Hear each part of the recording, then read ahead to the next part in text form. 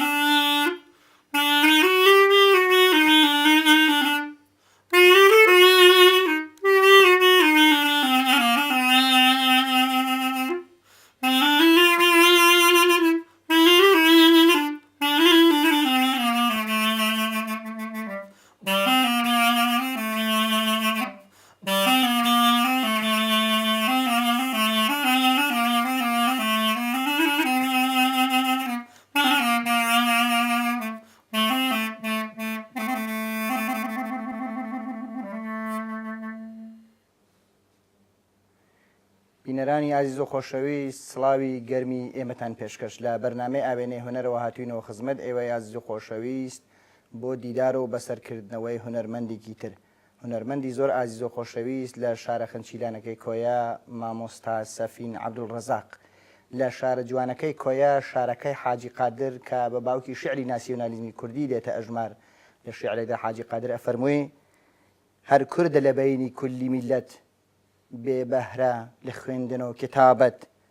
بێگانە لە تەرجمەی زوبانی ئەسراری کتێبی خەڵکی زانی یەکسەر عولەما درشت و وردی نای خوێندنەوە دوو حرفی کوردی ئێمەش لێرای خوێنینەوە هەزاران حرفی کوردی لەگەڵ مامۆستا سەفین مامۆستا گیان زۆر خۆشحاڵم کرد لە بەرنامەی ئاوێنەی هونەرە ئامادەی بە قوربان زۆر زۆر بەخێر بێن ئیشەڵا هەر شاد و سەرکەوتوو بن بەرنامەکانتان دەبینم شتی زۆر زۆر جوان و ڕێکتان پێشکەش کردیە دەستان خۆش بێ هیوای سەرکەوتتان بۆ دەخوازم زۆر سپاس سەرخۆش بێ مامۆستا گیان مامۆستا پێم خۆشە هەموو بەرنامەکەت کە جنەب بەرنامەکان بینیوە هونەرمەندان لە سەرەتاوە باسێک لەسەر ژیانی خۆیانەکەن لەکوێ لە دایک بوون چۆن گەورە بوون کورتێک لەو ژیانی خۆتە گەر باسکەی بۆ بینەرانی بەڕێز فەرموو وەڵا من لە شاری کوێ لە دایک بوویمە هەر لەم ئیبتیداییەوە دوای قۆناغی ئیبتیدایی لە ساڵی 79 چوومە دەورەیەکی مۆسیقا بوو لە مامۆستا زاهیر محەممەد و مامۆستا سەردار ئەحمەد و مامۆستا مەلا ئەنوەر تاهیر خوعەفوی کە مامۆستا شێرکۆ ئەوانە پێهێستا بوون کە چالاکی قوتابخانەکان بوو چوومە ئەو دەورەیە لە دەورەکەدا وەرگیرام چوومە سەر ئامێری فلوت 4 ساڵێک لەسەر فلوت بووم بەرنامە و کار و شتمان زۆر پێشکەش کرد شتی باش کاری ینی لە بۆ سەردەمەی یعنی شتی لە هەموو فیستیڤاڵەکانی عێراق بەشداریمان دەکرد لە بەغدایە لە مووسڵ لە دوهۆک لە هەولێر لە نەجەف لە کەربەلا لە حیلە ئەو جیانە هەموو ساڵی فستیڤال دەکرا ئیلاوان ئەمە بەشداریمان دەکرد. دوای ئەو قۆناغا چوومە پەیمانگای هونەرە جوانەکان. لە پەیمانگای هونەرە جوانەکان ساڵی یەکەم کلارنێتی لێ نەبوو، ئەمە لە کۆیە ئامێری کلارنێت نەبوو، یەکە کلارنێت بژەنێ. لێرکانە کاک هەژار محەممەد عەلیمان هەیە مامۆستا هەژار ئەوەی پێشنیار کرد بە من کوتی هەرێت بۆ ناچی سەر کلارنێتیە کلارنێتمان نییە و لە بۆ فەرقەکەمان کلارنێتێک زیاد دەبێ و ئەمیژە و کاتی زۆرم حەز لێ دەکرد مامۆستا شەوکە ڕەشیدم دیت بوو عەفوی کە مامۆستا عومەر سەرکارم دیت بوو تیپی مۆسیقای سلێمانیە زۆر مامۆستا عەبدوڵسەمەدی ئەوەی لە کرماشان کە هەموو ئاواز و گۆرانیەکانی مامۆستا حەسەن زیرەک ئەو کاری بۆ کردیەوە یعنی لەلام زۆر خۆش بوو ئالەتەچی زۆر بە ینی مەتیم بوو لەلام پێم خۆش بوو. ساڵی یەکەم هەر لەسەر عودێ بووم فلوتشم لێدا مامۆستایان نەبوو. ساڵی دووەم چوومە سەر کلارنێت کلارنێتیش مامۆستای نەبوو هەر بۆ خۆم فلوتم کەس کلارنێتی بە من نەکتووە ڕۆژێک لە ڕۆژان بیدایەت کەس بە من نەکتووە کلارنێتە ئێرە دۆیە ئەوە ڕێیە ئەوە میە ئاوا دەگیرێ ئاوا بەکاردێنرێ ینی بۆ خۆم زۆرم زەحمەت پێ و چێشا فلوتم لێ دەدا لە فلوتێ زۆر باش بووم مەسەر دەنگەکەم لێدا لە دۆ لە وێندەرێ لێرەش دەمدیتەوە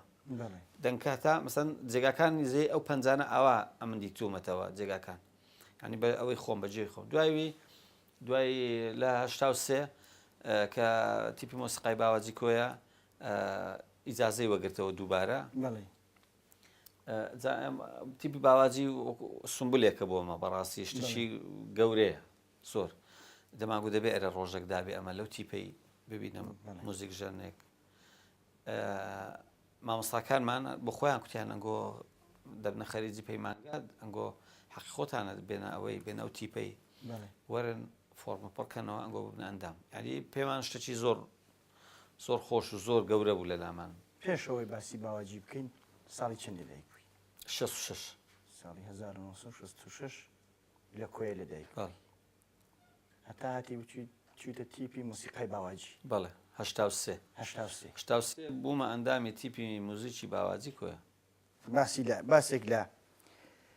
مۆسیقای سەرجەم کۆیە بکەین جاچینە باواجیش لە خۆیە گرێتەوە باسێک لە مۆسیقای کۆیە بکەین کۆیە بە حکمی ئەوەی ئێمە لە مێژووا خوێندۆمانێتەوە گوێمان لێ ڕاگرتو ئەوانەی کە بینی ومانە پڕی بووە لە هونەرمەندی باش و بەتوانە سەرلووتکەی هونەرمەندانی گۆرانی بێژ تایر تۆفیقە خاڵە سێوەیە و مەجموعەی هونەرمەندی تر و کۆمەڵی شوێنێستە لە حاڵی حیاتە ماون پێم خۆشە باسی مۆسیقای کۆیە بکەیت ئەو مێژووە چۆن دەستی پێ کردووە و تاکوێ گەیشتووە کە ئێستایەوە خەریکن خزمەتەکەن لەم شارە. بەڵێ کۆیە یعنی لە زۆر لە قەدیمەوە مەرکەز بووە سەرڕێ بووە لە بۆ ینی بۆ بەستنەوەی هەموو ناو شارەکە ناو کوردستانی خۆمان باشوور لەگەڵ مەهاباد لەگەڵ تورکیا ئەوە ڕێگا بووە ینی هەرچی هاتووە بە کۆیەدا هاتووە کۆیە وەکو بڵێ مەرکەز بووە کۆی سنجەقیش لە مەرکەزیەوە تێ سەردەمی عوسمانیەکانە کە ئێرکانە وەکو بڵێ چۆن دڵی محافەزە پارێزگا ئاوا بووە. کۆیە تابع و تایبەتمەندێکی زۆر مەخسووس بەخۆی هەیە هەر لە ناوخۆشی ئەوانەی کە گۆرانیان سڕیوە هیچیان بە هیچیان ناچن هیچیان شتی یەکتریان نەکتووە بۆ نمونە مامۆستا سێوە ئەگە گۆرانی کتووە یەک سەردەمینە لەگەڵ خاڵە تایری لەگەڵ مەلا ئەسعەدی لەگەڵ مەلا کۆرەی مەلا ئەحمەدە کۆرە ئافریکا یعنی هەر یەکەیان کە گۆرانیان کتووە هەر یەکەی تابع و ئوسلوبەکی خۆی هەیە هەمووشان لە دیوانی ئەختەراتونە دەرەوە. بەڵێ ئەوان سەردەمی ئەختەر بووینە لە ئەو وەختەی کە ئەختەر دیوەخان و دانیشتن و کۆڕ و کۆبوونەوەیان هەبووە بەشداریان کردووە ئەو کاتی تایار تۆفیق گچکە بووە سێوە گەورەتر بووە لەوان. مهمەکەی ئەوەی کۆی ئەوەیە تایار تۆفیق شتی سێوەی نەکوتۆتەوە سێوە شتی تایار تۆفیقی نەکوتۆتەوە. مەلا ئەسعەدمان هەیە شتی هیچیانی نەکوتووە مەلا کۆرەمان هەیە شتی زۆر عەزەمەتی هەیە ئەمە مەسەڵەن کۆیە بە حەیران بەناو بانگ نییە هەولێر مەسەن گە دەڵێ دەشتی هەولێرە مەسەن ئەوە حەیرانە بەڵام ئەتۆ وەرە جێل لە حەیرانی مەلا کۆرەی بێم فەقی ئەحمەدە کۆرە بزانت چ دەڵێ بزانت چه حەیرانێک دەڵێتن بە تابع و ئوسلوبی کۆیە یعنی شتێکی ئەوەیە بۆ نمونە مەسەلەن مەقامی ئەڵڵاوێسی تابعی ئوسلوبی کەرکووک و قادرکەرم و منتەقەی گەرمیانە ئوستادەکەشی مامۆستا عەلی مەردانە وەرە جێل لە مامۆستا تایار تۆفیقی بێ بە شعرە بەرزەکەی مامۆستا هەژاری کوتێتی بەدەری من لە ماڵی خۆم یعنی شتێکی کوتووە مەقامی ئەڵڵاوێسیە بەڵام تابعەکی ئوسلوبەکی خۆی هەیە سەبکەکی تایبەتە بە کۆیە جا کۆیە یعنی ئەوەی هاتووە مەسەن ئیسفادەشی کردیە لەو کەسانی کە هاتوونە مەسەن لەم هاباتەوە خەڵک هاتیە لە ئێرانیەوە خەڵک هاتیە نێوان لەگەڵ ئێرانێ زۆر یعنی نێوانیان زۆر خۆش بووە تیجارەت و کڕین و فرۆشتن و لەگەڵ بەغدایە نێوانیان زۆر خۆش بووە هەمیشە تاجر و ئەوەکان مەسەن شتیان هێناوەتە کۆیە و دائیمەش کۆیە مەسەن دانیشتنی لێ بووە لەگەڵ ئەو شتانەش گۆرانی و ئاواز هاتووەتە نێو هاتووە بەڵێ ئەو نیە دەڵێم ئەوانش مەسەن ئەو شتانیان هێناوەتە کۆیە ئەوەی کۆژە مەسەن ئیسفادیان لێ کردووە ئەجا بە تابع و ئوسلوبی خۆیان دایان ڕشتووە بەڵێ ئەی بابینە سەر مۆسیقا لە ناوچەی کۆیە بەر لە باواجی ئەوانە ئەگەر متابعەت کردبێت یا خوێن بێتەوە کێن بەر لە تیپ مۆسیقای باواجی لەم شارە مۆسیقاژەن بوو بێتن و پەریان بە مۆسیقادا بێت لە کۆیە بەڵێ مۆسیقا لە کۆیە هەتا مامۆستا باکووری نەهاتوتە کۆیە بڵێ مۆسیقا لە کۆیە نەبووە مامۆستا باکووری کە دێتە کۆیە لە خەریجی قسمی ئینگلیزی دەبێت لە بەغدایە ئەگەر دێتەوە کۆیە لە کۆیەدا دەمەزرێ فکر دەکاتەوە ئەوەیە مەسەن کۆیە شتێکی کەمە بۆ خۆشی مەسەن گۆرانی کوتووە ئاواز و شتی داناوە عودی لێداوە کەمانی لێداوە یعنی ئەوەی کە وەکو بڵێ کاری لەگەڵ کردبێ توانیوێتی شتێکی مەسەن پێ لێدا و پێ عەزف کاتن هاتووە یەکەم جار بووە ئەو مۆسیقای بردوتە ناو کەنیسەی لە کەنیسەی کۆیە لە هەرمۆتەی مۆسیقا لێ نەدراوە بەڵێ کەمانی یەکەم جار لەگەڵ کۆڕالی کە ئەوەی مەراسمی دینی خۆیان هەیە قەداس و شتێک خۆیان مامۆستا باکووری یەکەم کەس بووە کە کەمانی لەگەڵ ئەو کۆرس و شتەکەی لەگەڵ کۆڕاڵەکەی لێداوە دوایوی مەسەن فکری کردوێتەوە کە گروپێکدا بمەزرێنێتن گروپەکیشیدان بالفعل داناوە لە 57 پێش 57 مەسەن لە مەکتەبەکان وەکو بڵێ چالاکی قوتابخانەکان کاری کردووە مەجموعەکی لێ دروست کردووە و کە مەجموعەکە پێ دەگەن کارێ دەکەن چەند نەشات و کار و چالاکێک بۆنەی نەورۆز و سەری ساڵ و ئەو شتە مەراسمانەی کە ئەو کاتی هەبووە چەند چالاکێکیان ئەنجام داوە هەتا 57 ناوی گروپەکەی دەڵێ ئەوە ناوی ئەو گروپەی تیپی باواجیە باواجیش چێوێکە بەرامبەر کۆیە بڵندترین کۆیە بە چەند چێوێک دەورە دراوە بەڵام باواجی لە هەمویان بەرزترە بەسەر هەمویاندا دەڕوانی ناوەکەشی مۆسیقیە ینی هەر کەسێک کە مەسەن لەفزی کا جێی لێبێ دێتە بەرجێی وەکو بڵێ شتێکی مۆسیقی ڕیتمێکی تێدایە ئەو ناوی پێ باش بووە کە جێگای خۆشی بووە جێگای خۆی گرتووە تاوەڕۆک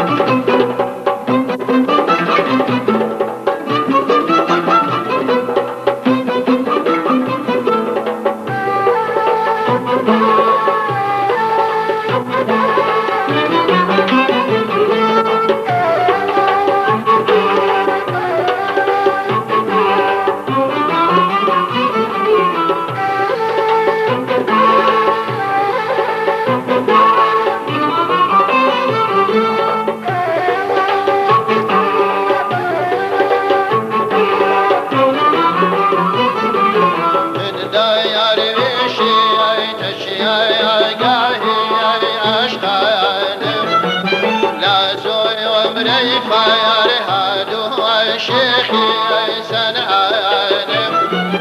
من داير وشي تشي قاهي عشقانم لا زوي عمري فيار هادو شيخي سنعانم قربايا فيفي فرهاجي شغنا بيعن لا يا تقوم بحيار فيكي زماني قربايا فيفي فرهاجي شغنا بيعن لا يا تقوم بحيار فيكي زماني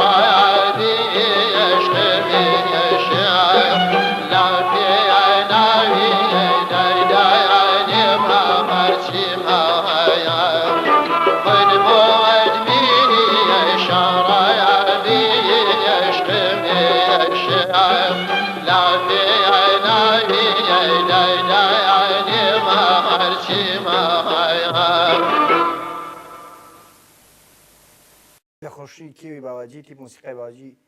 دروست کردو ناوی ناو باواجی ساڵی چەند؟ ساڵی 57 ساڵی 57 باەمە لە باواجیە کە موسەباکووری دایمەزراندووە و مەجموعەی هونەرمەندی پێگەاندووە کار و چالاکیەکانی ئەو کاتێک کە جینا بچوویتە تیپی موسیقای باواجی چی بوونەوە؟ وڵی زۆرمان شت ئەو کاتی کردووە یاسان لە هشتا سێوە تا ئێستا تا ئەوڕۆ کە 2014 من ئەندامیم لەو تیپەی داژ نەبڕایم هەموو ساڵێ معنی کاروشتم لەگەڵیان کردو لە هەیە ئیداری بوومە چەند ساڵێک سەرۆشتی بوویمە چەند ساڵێک بەڕێوەبەری هوەری بوویمە یعنی بۆ مەش فەرق ناکە هەموو تیپەکەی خۆمانە کام یەک چێ بتە برا گەورە ئەمە هەموو بە قسەی دەکەین و مهم ئەوەیە کارەکە ئەو مەسەن کۆیە ئەو شتەی جوانەی هەمانە کە بە جوانی ڕایگرین و کە نێڵن تێکچێتن کە خۆشبەختانە هەموو ئەندامەکانیش زۆر بە دڵسۆزانە زۆر بەبێ هیچ مقابلێک مەسەن هەر کار و چالاکێک کە دێتە پێشێ کارمان تێدا کردو و بەرهەمی زۆر جوانمان پێشکەش کردێ لە سەردەمانێکی زۆر ناخۆش لە شەردەمی مەسەن ئینشاڵڵا کە قەت نایبینەوە شەڕ و ناخۆشی و هەڵات هەڵات و ئەمە خەریک بووینە گۆرانیمان تەزیل کردێ سرودمان تەزیل کردە لە بۆ ئەگەر کیمیایی لە هەڵەبجەیدا یەکەم سرود ئێستا هیچ کەسێک نەیدەزانی سرود لەسەر هەڵەبجەی چییە مامۆستا زاهیر محەممەد سرودەکی هێنا ئەی هەڵەبجەی خۆشەویست شارە دڵسوتاوەکەم سرودەکی زۆر گەورە و زۆر جوان و زۆر ڕێک پێک بوو تەزیلمان کرد و کاتە ئیدیەتە یعنی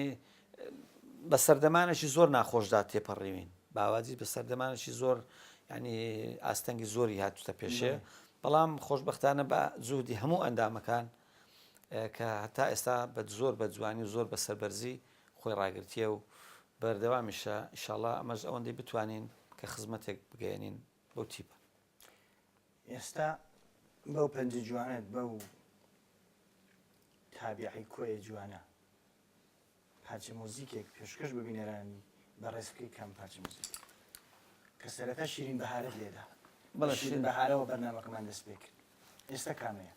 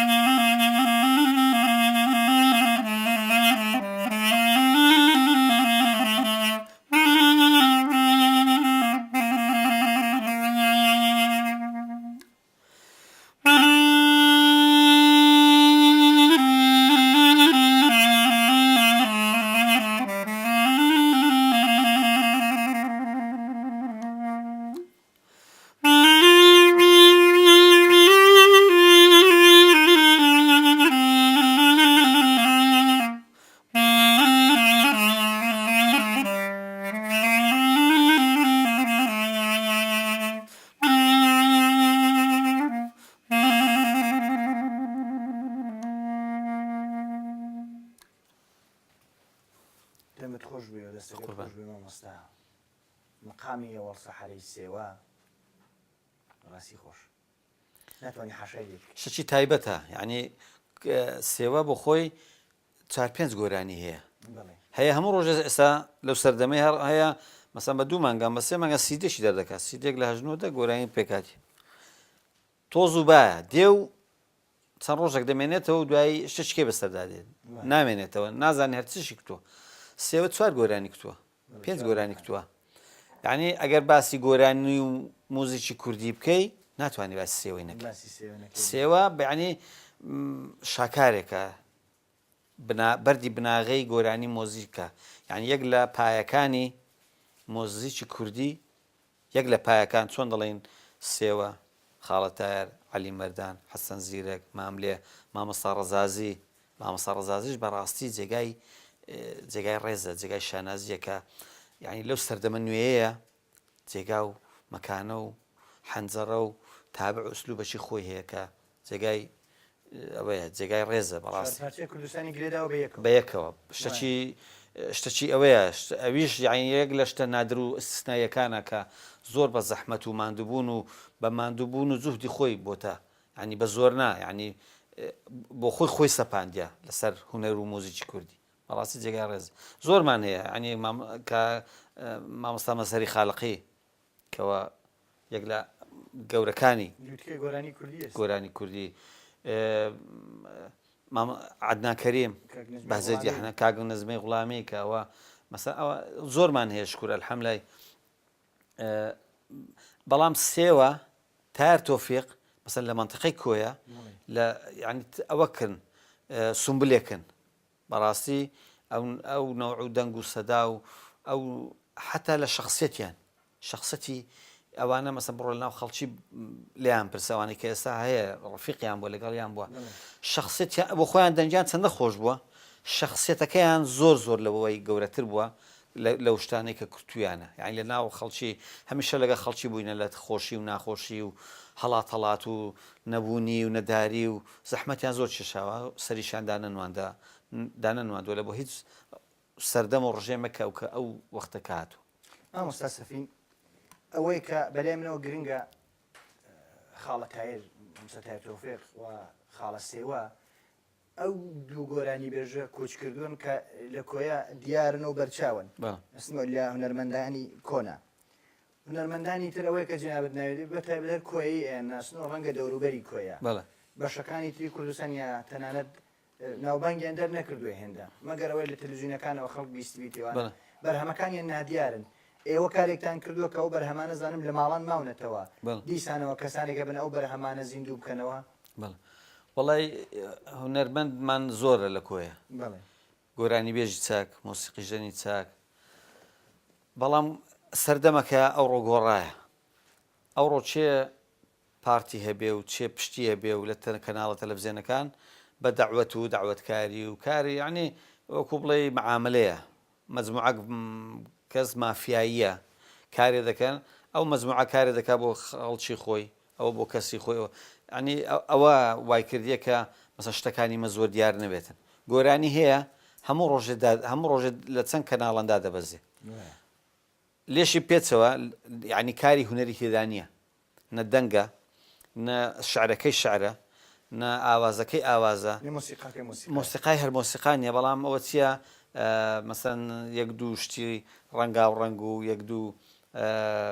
مەسەن شتیان بەگەرداوە بۆی سەرنجی خەڵکی پێڕاشن بۆ یەکتم وەکو تۆز و بە دێ و دەڕوا جێگا ناگرێ ئەمە خەڵک ئەوە کارمان زۆر کردیە لەگە باواجی بەرنامەمان زۆر کردیە بەرنامەی ڕاستەوخۆ بەرنامەی تەسجیل بە تەسجیل کراوی و کلیپمان کردیە بەڵام مەسەن هەمانەدا دەبەزێ هەیە بەڵام کەمە ڕاست دەکەی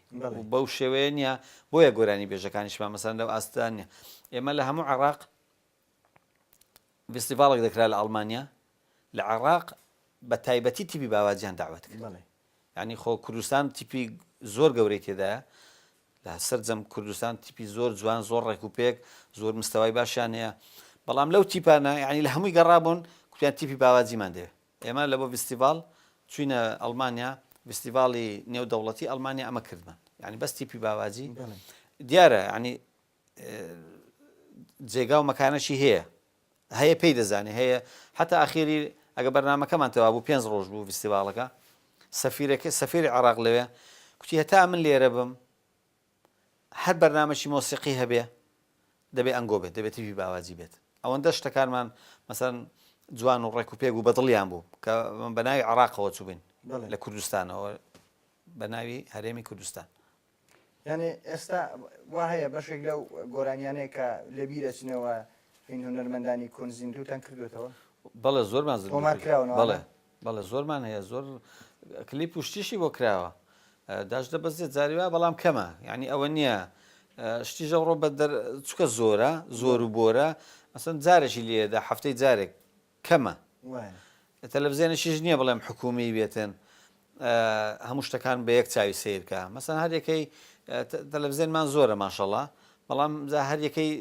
مەجموعەیەکی خۆیەتی شتەکاندا دەبەزێنە شتەکان هەندێک زۆر شتیشەیە زۆر باشە شتی باش کرایە لە تەلەڤیزیۆنەکاندا دەبەزێ جێگای دەستخۆشیە کاری باش کرایە کلیپی جوان گۆرانی بێژی چاک مۆسیقی باش بەڵام زۆرتر زۆر بۆرە هیوادارم کە زۆرە بۆریە نەوێنێ هونەرمەندانی ڕاستەقینە گرنگیان پێ بدرێت با بینە سەر مامۆستا سەنتەری گەنجان و پەیمانگەی هونەرە جوانەکان جەنابەت مامۆستای لەو دوو بەشە پێم خۆشە باسێک لەوانە بکەی چالاکیەکانت لەو دوو شوێنە بەڵێ وڵای سەنتەری گەنجان من نزیکەی 10 ساڵێک دەبێت لەوێمە مامۆستامە لەوێن دەرێت دەستێ دەڵێمەوە تەڵەبە دێتن لە 16 ساڵیەوە چار دەش بێ وەری دەگرین چاپۆشی لێ دەکەین گروپێکی گروپەکمان هەیە کاملە یعنی ئێستا زۆر ئەوەیە زۆر باشە زۆر باشن عەزف دەکەن بە نۆتە بە شێوەکی علمی و ئەکادمی مەسەن کە فێربووینە زۆر کار و چالاکیشمان زۆر کردیا بەنامە ڕاستە خۆمان زۆر کردیا لە بۆ کەناڵەکان تەسجیلاتمان کردیا لە بیدایەتەوە مەسەن دێن لەوێن دەرە فێر دەبن بیدایەتە دوای دێن لە پۆلی سێ لە پۆلی نۆ دەکا کە دەردەچن زۆریان مەسەن دێنە پەیمانگای پەیمانگا شتێکی کێ ئەتۆ لە سنتەرێک دەورەیەک دەکەیەوە دەورەکە وەکو بڵێ ئەتو لە بۆ ماوەی 3 مانگانە زۆر ئەو خوێنکارە بتوانێت بێتن بە تۆوە پەیوەندی هەبێت لەوانێ دوای نێتەوە ئەتۆ شتێکی عامی پێ دەڵێ بە سەریعی بەڵام پەیمانگاوانە پەیمانگا شتێکی کەیە شتێکی زۆر فەرقی یەکجار زۆرە لەگەڵ ئەو جێ هەر عینەشت دەخێنی بەڵام لە جێگاکەی کە مەسەن ئەو وەختە نییە بەڵام لە پەیمانگا مەسەن کە لە ساڵی کەمەوە دێ تەخەسوس وەردەگرێ دەچێت سەر چ ئامێرەی ئامێرەکەی بۆ مەسەن بۆ بەکەیفی خۆی یا ئەمە بۆی هەڵدەبژێرین کە ئەو لەوانەیە نەزانێت جا هەیە مەسەن قیافەی گەورەیە شتێکی گچکە هەڵدەبژێرێ نابێ بووی هەیە لێوی لە بۆ کلارنێتێ نابێت لە بۆ فلوتێ نابێت مەسەن دەڵێ فلوت دەبێت پێ بڵێ هەیە پەنجەی کورتە مەسەن لە بۆ کەمانی نابێ هەیە دەبێت ڕێنمایکێ جا هەیە ئەوەی کە بە قسەی مامۆستاکام کە پێمان نییە زەرەر بکاتن ئەوەندێک کە تەجروبەشمان هەبێ ینی ئەوەمان چەند ساڵە بەڕاستی کۆیە بە پەیمانگای هونەرە جوانەکان بۆتەوە پێشتر کاری زۆر گەورە کرایە جوان کرایە بەڵام ئێستا کە پەیمانگای هونەرە جوانەکان هەیە بەڕاستی شتێکێ یعنی ئەوانەی کە کارێ دەکەن زۆر بە ئەوەیە بە قانونی و بە ڕێکچی و بە ئەکادیمینە مەسەن بە نۆت و شت دەخێنەوە یەکسەر شتەکان لێ دەدەی فەرقی زۆرە تەڵەبێمان دەرچووە ئێستا مەسەن مامۆستایە ئێستا دەخێنێتەوە ئێستا چۆتە دەرەوەی وڵات مستەوای زۆر شکر زۆر باشمان هەیە لەو فستیڤاڵەی لە ڤێن نەکرا 5 کەسیمە لە پەیمانگای هەڵبژاردرا 5 نەفەر لە پەیمانگای هونەرە جوانەکان چوونە ڤێنە چوونە ئەو شوێنەی کە مۆزار عەزفی لێ کردیا ئەو قاعەیە ئەوە بەڕاستی سەروەری و گەورەیەکەیە مەسەن لە بۆمان مەسەن لە هەموو هەولێرێ 8 نەفەر هەڵبژاردرا بوو لە کۆیە 5 نەفەر زۆرە یانی لە بۆ کۆیە ئەمە شانازی پێوە دەکەین بەڕاستی مامۆستا سەفین باسی ئەوەت کرد کە ئێمە دیاریەکەین ئەو قوتابیەت چی هەڵبژێرێت چی ئامێرێک هەڵبژێرێ جامە پرسیارێکی بەڕاستی بەلای منەوە دروست پرسیارێکی گرینگە ئەگەر کەسێک بێوێت لەوانەیە بینەرانی بەڕێز ئەو گەنجە خۆشەویستانە کە چاو لە بەرنامەکانەکەن پێیان خۆش بێ ئامێرێک هەڵبژێرن بۆ خۆیان نەزانن چی ڕێنمونێک جنابێت وەک مامۆستایەک و پرسپۆڕێک لەو بارەدا کە کامە ئامێر هەڵبژێرن بە شێوەی قیافە و دەست و پەنجەیان یا بە شکۆ شەمایلی خۆیان بەڵێ وەڵای یەکەم شت دەکەوتە سەر حەزەکەی دەبێت تۆ حەزت لێبێ ئەمن هەر بڵێم وەرە عودێ لێدە تۆ کەیفت بە عودێ نایە ئامێری مۆسیقاش بکو میوەی وایە هەیە حەزی لە سێویە هەیە حەزی لە پرتەقاڵێ هەیە حەزی لە مسکێ هەیە مەسەن ئەوەش ئاوایە ئەم بڵێم وەرە کلارنێتی لە تۆ کەیفت پێ نایە بە زۆر نابێ بەڵام تۆ هیچ شتێکت لە مێشتی دانیە مەسەن پێت نەکوتووە یعنی شتێکت بۆ خۆت دانەناوە کە هەڵی بژێری تۆ دەڵێ بەس مۆسیقام پێ خۆشە جێشی ئەتۆ دەبێت پێشتر تاقیکەیەوە چەند تاقیکردنەوەکمان هەیە لە بۆ ئەو کەسەی کە دەبتە مۆسیقاژەن یان نە ئەگەر کە ئەو ئیمتحانت کرد ئەگەر لە ئیمتحانەکەی دەرچوو مەسەن ئیمتحانی گوێیە ئیمتحانی خوێن ئەوەیە زاکیڕەیە چەند پرسیارێکەیە ڕیتمە کە مەسەن لێ دەی ئەویش دووبارەی کاتەوە دەنگە مەسەن دڵێ ئاوازێک بڵێ سرودێک بڵێ دەنجی دەبێ باش بێ بەڵام شەر نییان ئەتۆ یەکێک دەبێت دەنجی خۆش بێ و جابتە مۆسیقی نە ئەسان بخۆم دەنگم خۆش نییە بەڵام گۆرانیش دەڵێم لە بۆ تەمرینێک لە بۆ فێربوونی مەسەڵەن قوتابیەکان کارێک مەسەن دەکەی بەڵام ئەوەی کە دەبتە یعنی مۆسیقاژان دەبێ شتێکی بۆ خۆی تێدا هەبێ، دەبێ بەهرەی خودایی تێدا هەبێ، جێی مۆسیقی بێ کە ئەتۆ بتانی مەسەن لەسەر ئامێرێک ڕایبێنی، ئەتۆ جێی مۆسیقی نەبێ، ڕتمی نەبێ، جێی بە حیاتی فێری مۆسیقا نابێ. زۆر کە سیوامان هەیە حەزی زۆر لە مۆسیقایە، کارێش دەکا لە ناو گروپە مۆسیقیەکانیشە، بەڵام هەر لە جێگای خۆیەتی مایتەوە، پێش نەکەوتیە، گەورە نەبووە، بەڵام هەر بۆ خۆی پێی خۆشە لەگەڵ بێ لەگەڵ ئەو گروپی. هەستشمانە مەسەن بە ماوەی کەم 2 مانگ 3 مانگ ئەمە قوتابیمان هەیە لەو دەورانەی کە دەکەینەوە بە 6 مانگان بۆتە ژەنیاری زۆر باش، بە ساڵێک بۆتە ژەنیاری زۆر، بە 2 ساڵ بۆتە زۆر باش. ئەمە جگە لە حەزەکەی حەز و خولیای خۆی. بەڵێ مەسەکەم ئەوە بۆ نمونەوە کەسێکی پەنجەی کورت بێ ناتوانێت بەڵێ مەسەن یەکێک دەڵێ من دەچمە سەر کەمان عادەتەن دوای کە گوێ شتی تەواو بێ ئەتۆ دەبێ پەنجەی درێژ بێ، چکە کەمانە تۆ پەنجەت کە دادنەی کەسمان هەیە مەسەن پەنجەی مەسەن خڕیلۆکەیە بە دەردی بۆ خۆمان بڵێ مەسەن قەڵەوە پەنجەی تۆ کە دادنەی لەوانە یەک پەنجەی جێگای دوو نۆتان دەگرێ، ئەتۆ ئەوە ناوێ، بەڵام پەنجەمان هەیە ناسکە باریکە، یعنی خوددا ئەگەر دروستی کردووە لە بۆی داناوە کە کەمانی لێداتن بۆ نمونە. مەسەن عود شتێکێ، مەسەن ئامێرە هەواییەکان دەبێ و قابلیت و قودرەتەی هەبێت لە بۆ هەوای، مەسەن تەنگە نەفەس نەبێت، نەخۆشی نەبێتن، زۆر نەخۆشی هەیە ئی گەڕوو و سینگ و دەم و لێ و شت مەسەن لە بۆ تۆ نابێتن، لە بۆ ئامێرەی لە بۆ فلوتێ لە بۆ ئامێرە فودارەکان بەکار نهاتن. هەیە مەسەن پیکلۆ لێدا، پیکلۆ گچکەیە، ئەتۆ یەکەچی بێنی زەخم بێ و گەورە بێتن قیافەکەی هەر لەگەڵی نایەتەوە. یەکەیە کۆنتڕباسی لێدا یەکەچی گچکە بێنی بیدەی دەستی ناگاتێ، دەبێت کۆنتترۆلی کاتن، دەبێت شتێکی بدەی بۆی ئەو زوو فێر بێت. مامۆستاکان ئەوەندەی کە مەسەن کاریان کردبی خبڕیان پەیدا کردێت دەزانن، ئەگەر بە قسەی مامۆستاکان بکەن پێمان هێز دەرە بکەن. مامۆستاگیان دەست تۆش بۆ ئەو ڕوونکردنەوەیە پێم خۆش بوو باسێک لێ بەرهەمەکانی خۆت بکەی. ئەو ئەمەزانەیە کە داتناوە ئەو دابشکردنی مۆسیقایە کە دابەشت کردووە بۆ هونەرمەندان یارمەتی و هاریکاری بۆ هونەرمەندانی گۆرانی بێژ. بەڵێ وڵای یارمەتی و هاریکاری ئەمن لەگەڵ هەموو گروپەکانی ئەکسەری کوردستان کارم کردیە. ئەوەی کۆیە مەسەن چەند گروپی لێە لەگەڵ هەموو گروپەکان مەسەن ئەومان نەکردیە کە خۆمان جودا نەکردێ بڵێن ئەوەی باوازی ئەمە ناچین هەر لە جێگایەک ئیشێک بەمە بکرێ. کۆیە وڵایی ئێستا شکر زۆر باشە، تیپی باواجیە، سنتەری گەنجانە،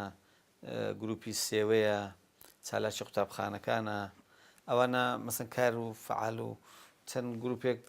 گروپێکی چیژان تازە دانرایە، زۆر شتی چاکەن، یانی شتی باش هەیە.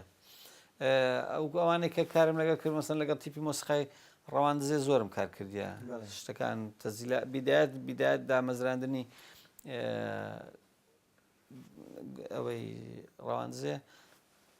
زۆربەی تۆمارکردنەکانی ئەوەی کە کلاڕین تێدا هەمووی ئەمنم لە مووسڵێت تەزیبان دەکرد. گروپی ڕانیەی هەروە بێتەوە لەگەڵ هەولێرێ کۆمەڵە، لەگە کۆمەڵی سلێمانیا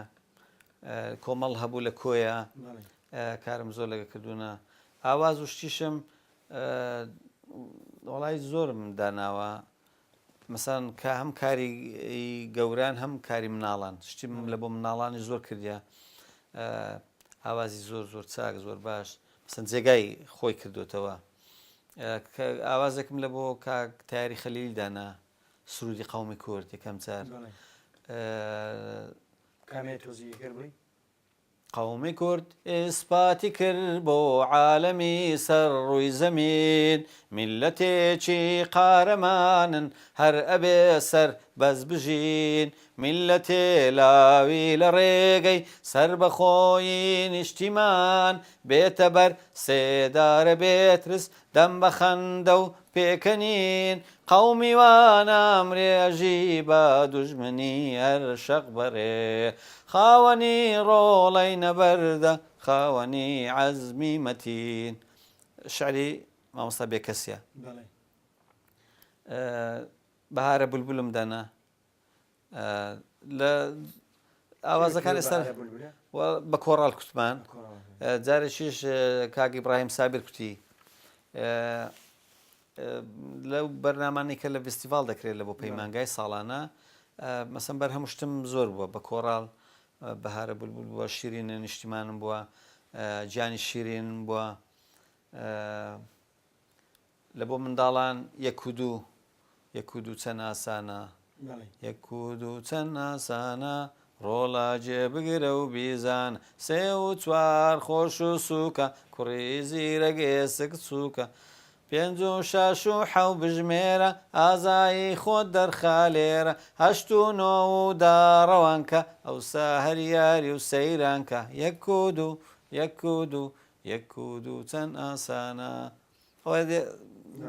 مەزموعە گۆرانیەکمان لە نەوەتەکان بەڕاستی تەقدیم کرد زۆر شتی مەسەن جێگا و مەکانەی زۆر خۆی گرت ئەو سرودیان کار بۆ مناڵان بەڕاستی کراوە لە کوردستان ناڵێنە وەک شێوەیەکی پلانداڕێژە و پلانێندەنە ڕۆژ مەجموعەی هونەرمەند بێنە و کارانە بۆ مناڵان کەن هەرکە لەلایەن خۆیەوەیەکێ وجینا بدە و کەسانێکی تر بۆ مناڵان کاریان کردنی هیوادارم کایوەش لە کۆیە زیاتر بایەخ بە موسیقای مناڵان دەنچون بەڕاستی موسیقای مناڵان زۆر گرنگەوە لە هەموو نەتەوەیەک هەیەی ئێمەش هەمانە بەڵام ئێمە زۆر کەمین لە چاو نەتەوەکانی دەوروبەرمان خزمەتمان بە مناڵ نەکردووە مامۆستا جەنابەت لە گروهی چلدەفی تارانیش ئەندامی بەڵێ یا ئەندام بووی بەڵێ عزووی فەخریمە ئەگەر دەسمەوە بڵێ ئەگەر دەسمەوە ئێرانێ مەسەن ساڵانە دەچم بە سەردان هەر کارێک هەر شتێکیان هەبێ بەڵام ئەو کاتی کە لە تاران بووم لە ئێرانێ بووم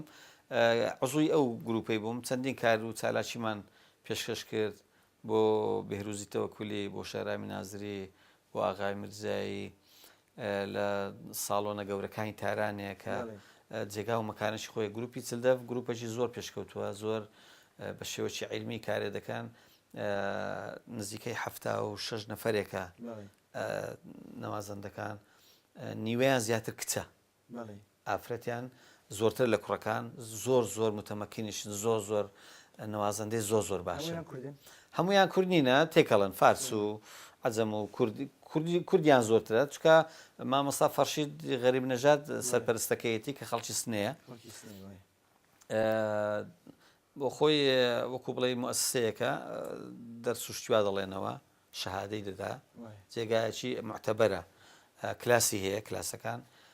ئەو گروپەشی ئەو گروپە ساڵانە مەسەن چەند بەرنامەیەک چەند کارێک دەکاتن بە گوێرەی تواناکە ئەوەندەی کە ئیجازەیان بدەن و ڕێ بدەن لە ئێرانە کە پێشکەشیکەن یەک دوو جاری شاتنێ دوو جارانی شاتنە کوردستان سەفەرەی کوردستانیان بکەیت بەڵێ هاتنە کوردستانیش لە سلێمانیا لە هەولێر بەرنمەیان بوو باشوور بەڵێ لە باشوور ئەو گروپە بەڕاستی جێگای خۆی کردوێتەوە زۆر ئەوەیە یعنی ئەگەر ئامێرەکان دەژەنن زۆربیان مەسەن دەف و هەموو ئامێرە پەرکەشتەکانی تێدایە ئیقاعیەکان بەڕاستی ئەوەیە ئەنی هەر لە خۆوە تام و چێژەکرد پێ دەبەخشێ ئەتۆ مەسەن ئەتۆ مۆسیقای لێدەی چارێک دەدەقا مەسەن جێ لێ ڕادەگری ئیقاعێک بێ تیمپۆیەک چۆنە تۆ دەدەقەت جێ لێ ڕادەگری دەبێ شتێکی تێدا بێ هونەرێکی تێدا بێ ئەو ڕێتمە بۆ خۆی ڕاکێشێ دەنا مەسەن دەدەقا ڕێتم لێدان شتێکی هاسان نییە دەدەقە زۆرە ئەتۆ دەبێت چ پێشکەشکەی بۆی خەڵک ئەگە بەرنامە دەکرێت جێگا بلی تووشت نامێنێ لە ساڵۆنی میلاد بەرناممان کرد جێگای 2000 نەفەرە دوو کورسیە تقریبا هەفتەک پێش ئەوەی کە بەرنامەکە بکرێ بلیتەکان فرۆشرا بوو خەڵک یعنی یەکجار ئەوەیە بەڵێ مامۆستا سەفین کۆمەڵێک سەفەری دەرەوەت کردو ئەگەر بە کورتی باسی بەرنامکردنەوە کۆتاییەکی باسێک ئەو سەفەرانەی دەرەوە بکەیت لەگەڵ تیپ و باواجی چووی یا بۆ خۆچووی بەڵێ وڵای لەگەڵ تیپی باواجی داوەت کرابووین لە ئەڵمانیا سەرگوزەشتی نوکتەچی بژێڕمەوە لە پارکەچی داهاتین دەچوین بەیانێک بوو تا کوتمان بابچیان دەبگەڕین لە ئەلکسندر شتراوسی پێ دەڵم بورجێکی گەورەیە لە تەواوی بەرلین دیارە ئەو بورجە چاردەورەکەی پارکەکی گەورەیە و مەطعام و شتیوای لێیە. دوو نەفەرمان دیت دوو گەنج بوون ئیقاعیان لێ دەدا هەرەکەی سەر و تیمپۆیەکیان پێ بوو ئەگە تێپەڕین پێمان خۆش بوو دانیشت بوون لیان نەدەدا بازاڕیان نەبوو ڕۆیشتین چارێکێکمان پێچوو گەڕاینەوە ئەگە گەڕاینەوە ئەمنیش بە ئینگلیزی پێم گوتم ئیجازەیە من هەندێکی لێدەم کلیفەر بێکەچێن ئیقاکەم لێوە گرت و ئەو برادرانی خۆمان پێکەوە بووین تەسویر و شتەکەشی هەیە دەستی خۆش بێ کاک ئەحمەد هاشم تەسویری کرد کەسمان لە چاردەورەی نەبوو وەڵام منیش ئیقاکەم لێوە گرت و دەستم کرد یعنی هەر لە خۆوە بە ئەرتیجالی هەر کوردستانم کۆیە و کوردستان و ئەوم لەبیر بوو یەکسەر عێراقی بەم کوت سرودی عێراقی بەم کوت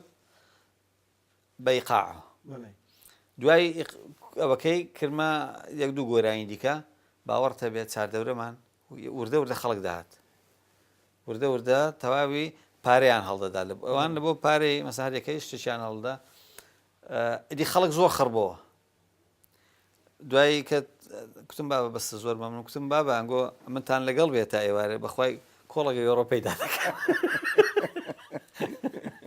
هیوادارمە سەرکەوتوی مامۆستا بەڕاستی ئەو گۆرانی کوردیانەوە ئاوازانەیە کە لە دەرەوە